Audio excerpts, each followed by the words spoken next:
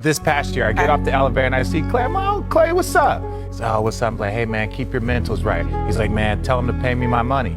This was on Christmas Day.